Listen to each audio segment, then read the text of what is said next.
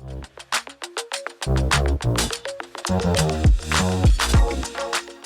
to Order in Chaos, episode 12. Right, episode 12, we're talking about branding and positioning your company for the changing world order. As we know, times are always changing, trends are changing. You have countries that rise to power and then fade out of their own dominance. So how do you position your company in order to adapt to times that are always changing, especially nowadays where it feels like the rate of change is getting even faster, right? Yeah. What's important for companies to consider when they want to brand themselves? Okay, so let's be honest, right? In recent times, there's always rumors or mentions about America's superpower is gradually fading, right? This is based off Ray Dalio's indicators. If you guys have time to know this person called Ray Dalio, right? He's a famous, he owns the largest hedge fund in the world, right? So there are certain indicators that show that there's a shifting change of power, right? But of course, it makes sense because if you talk about the Spanish Empire, then it became the British Empire, right? Then it became Soviet Union, and now it's America, right? And who is next? This is purely my personal belief, but I believe that next will be China, right? Logically speaking, because of manpower, Feels like that's the direction. right? The currency, BRICS, right? Right, BRICS. So one thing, of course, you must understand that hard work can only get you so far. Working hard is the minimal, it's not even, it's the prerequisite. It's not something that, I work very hard, it doesn't mean shit, right? But hard work is the prerequisite, but of course, you want to be in the rising tide as well, right? Back then, when .com, right, people who spend the same amount of hours, but they were just writing code, how much they earn? 100,000 a year, right? Compared to someone who was in another field, spending the same amount of hours or if not more, but just getting lesser. Right? That's why you have your tech bros, right? So the tech bros who manage to capitalize on the tech boom, good for them, right? So then after that, you go even further back. People who were in spices or silk industry or whatever that was relevant to, or let's say manufacturing back in America, right? Back in the 19 something, I'm not very sure, right? But were they exceptionally gifted or of course all of them had grit, but were they exceptionally gifted than the rest? Their IQ was same as Einstein, right? They just pursue what we call, what is known as the American dream. Yeah. Right? Yeah. So where is the next American dream? I think that's the one question that a lot of people have. Right? So as we mentioned, we believe the power will shift to Chinese. But one thing you must understand is that no one is able to beat Chinese manufacturing. If you have watched how they cost reduction, it's not by cents. When it comes to cost maximizing, right, it's by a thousandth of a cent.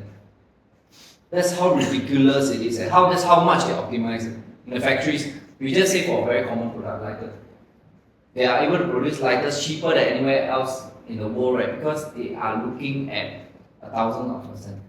Meaning that the shape of the lighter, for example, how much it curves, whether this particular shape they actually research that can fit into the box. And can fit 10,000 units more into the container.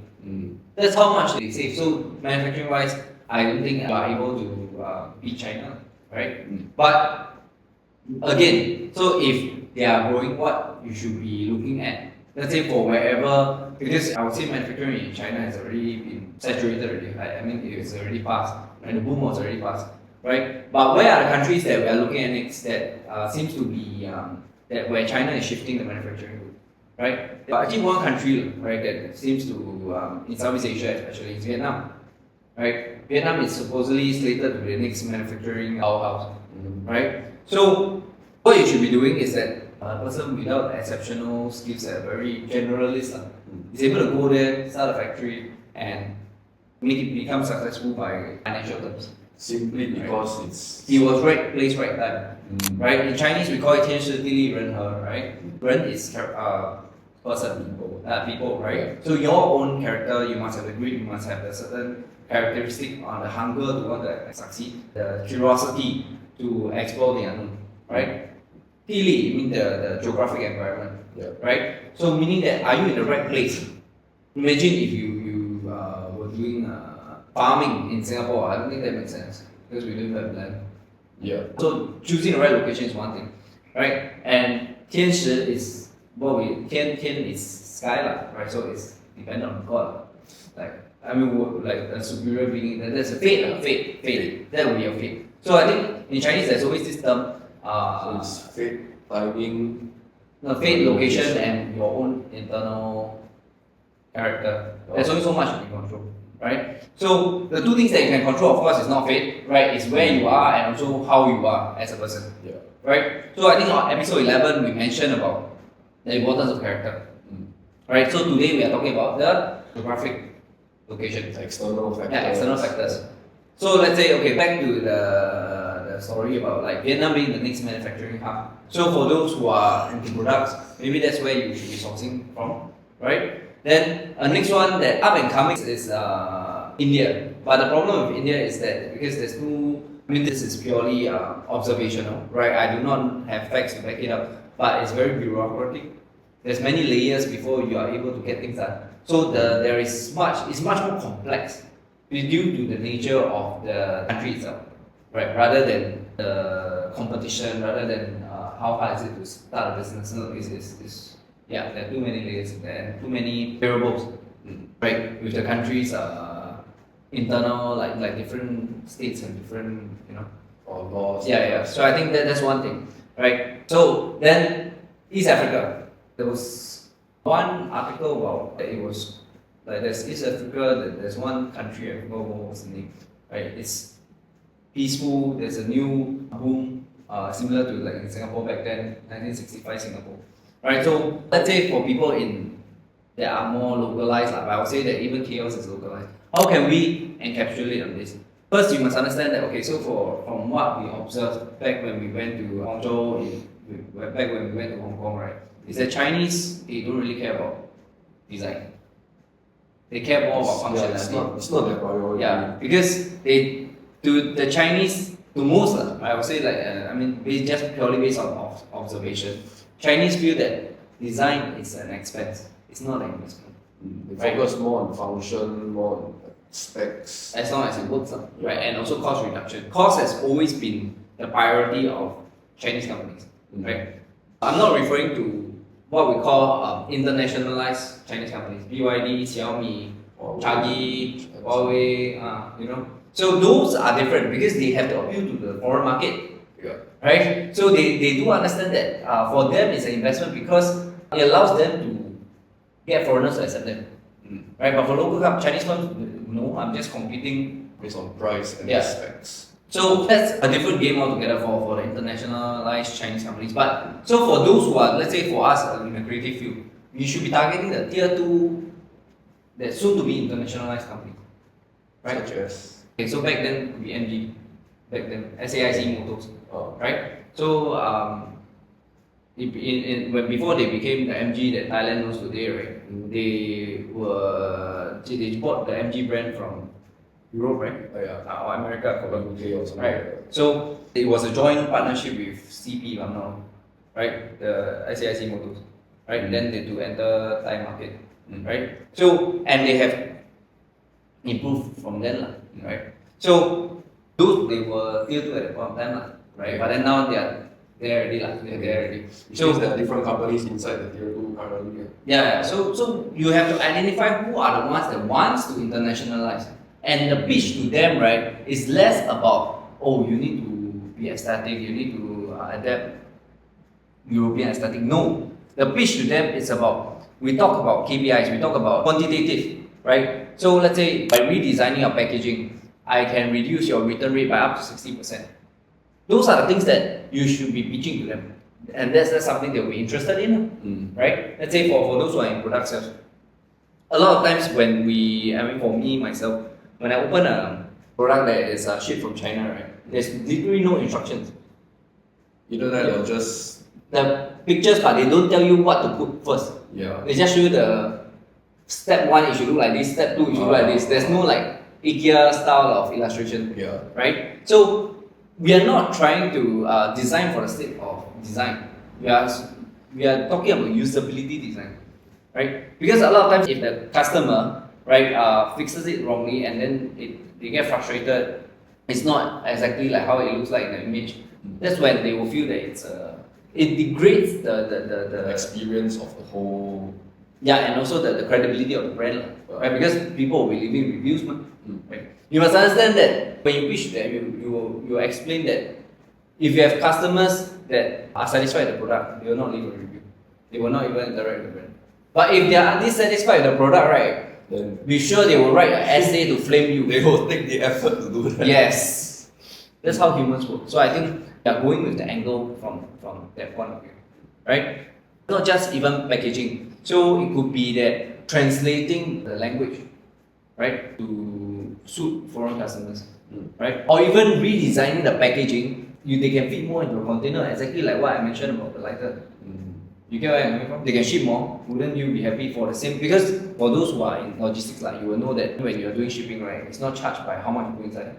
It's charged by how many containers that they use. Like and there's only a fixed metric, could be like 就是可能 half a container, full container. You get what I mean? There's no like point something.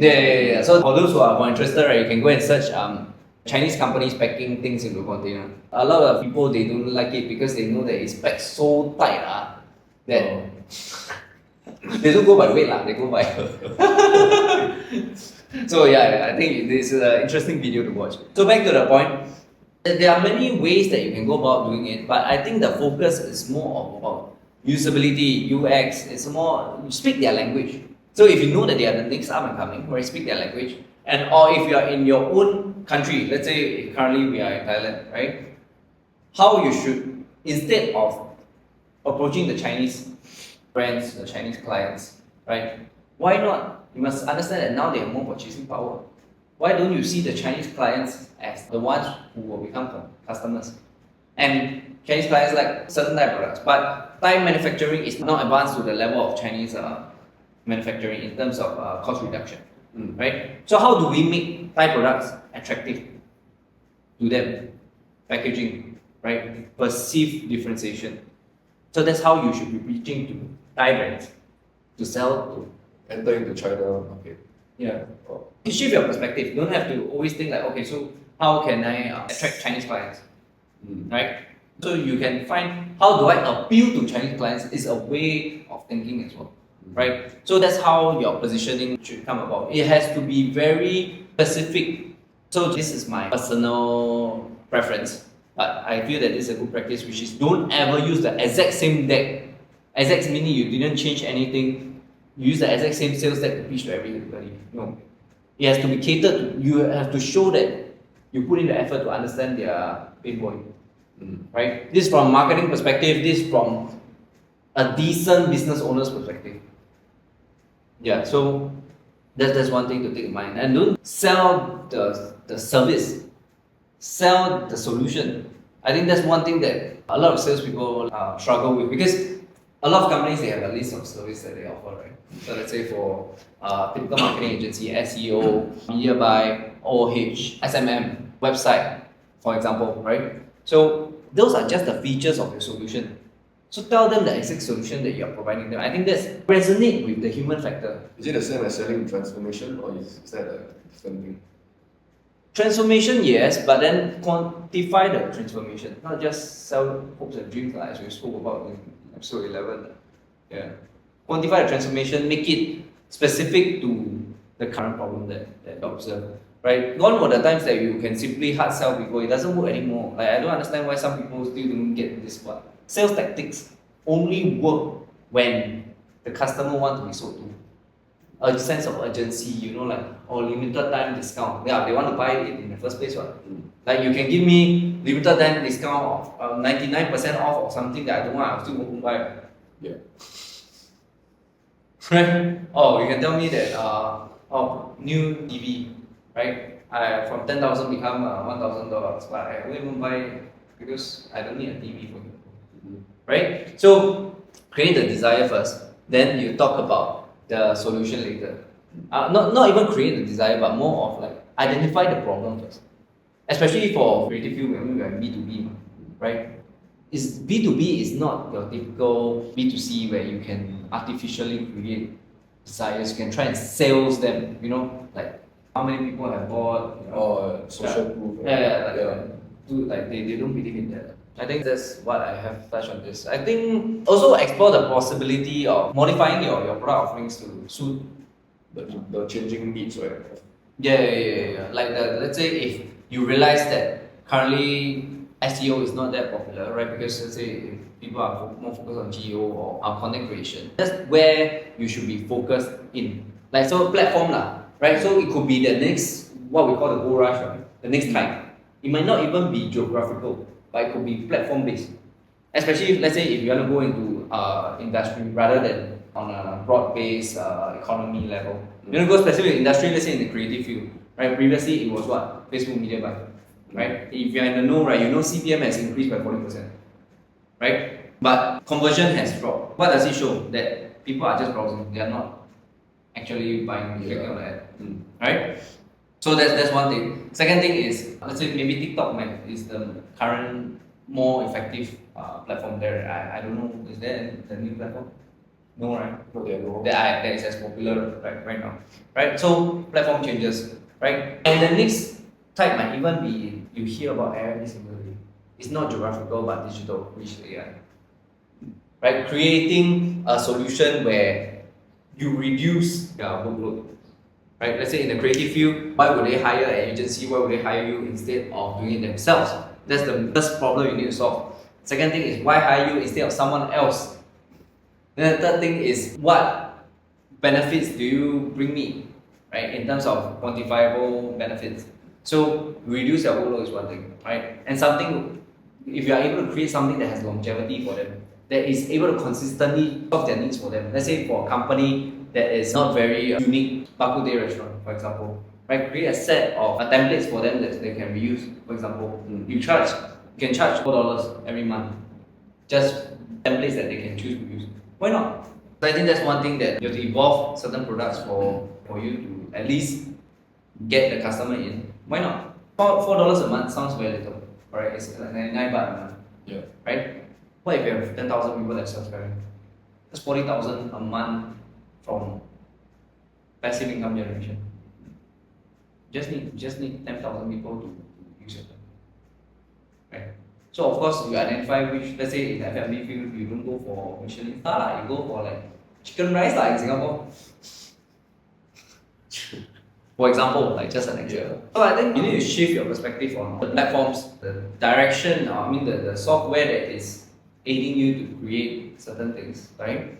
So the key takeaway for this episode is really be adaptable to the times, right? So let's say even in the finance world, right? Previously we had a partner, right? So when it comes to finance boom, right? Which products are more popular? Previously it was what started with bonds, then go into real estate, stocks, forex, right? Options, right? Then at one point of time we had the crypto boom. Yeah. Right? Crypto boom then was what? NFT. For a while. Right? NFT for a while, rise and fall of NFT. Right? You, let's say, even if you're in the finance field or financial educator, right? You need to be changing with the times. You cannot just focus on, I only know stocks, then I just talk about stocks all day, every day. Make sure that you are updated. I think that's the whole point of when you see old men. I mean, in the past, I didn't realize, right? Like, why old people like to keep watching movies, like, not boring and keep seeing one person and talking nonsense. But then now I understand the need to be updated with what's going on in the world or what's being broadcasted to the normal population, the mass population. Yeah. It's less about the content of the news, but what is the general direction of narrative and stuff. Yeah, the general narrative, because all media is controlled. If I say this, then later you hear if you see me suddenly get cut off, means that I got censored. Right? Okay, so we have come to the end of episode 12. To like, share, and subscribe, leave a comment. See you in the next one.